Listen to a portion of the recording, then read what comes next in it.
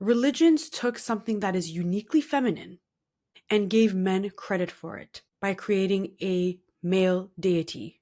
But the thing is, women are still the ones who menstruate and give birth.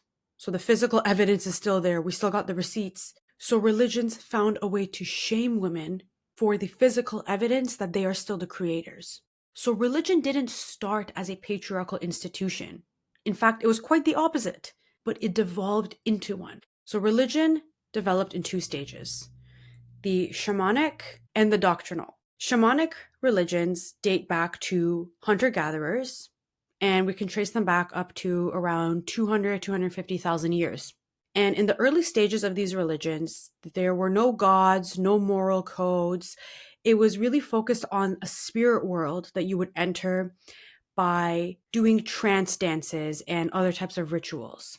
And these rituals were done in groups, and they resulted in a huge release of endorphins. And what happens is an intense social bonding takes place through this collective release of endorphins and dopamine. Now, as these religions developed in later phases, we see shamans and healers. And it bears mentioning here that female shamans were the norm. So that was the first stage of religion. Now, around the time of, come on, y'all know the drill, the Neolithic Revolution, which is when agriculture and permanent settlements became a thing, around 10 to 12,000 years ago, that's when we begin to see a major shift in religion. Because now that humans are in these large permanent settlements that have a lot of social complexity, the need for social cohesion rises. Y'all know what happens when a group of large people get together. They build a hierarchy and they gotta flex on each other, like who better than who?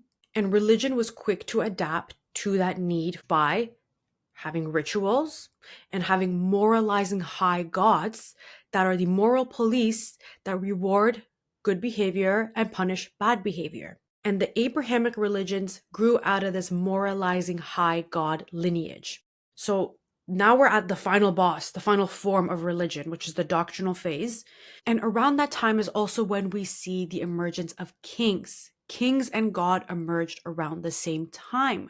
So religion went from something that was practice-based in a small community to something that is belief-based with hierarchies, written moral codes, institutions, bureaucracies, and standardized and repeated rituals, and most importantly, a god, specifically a male god.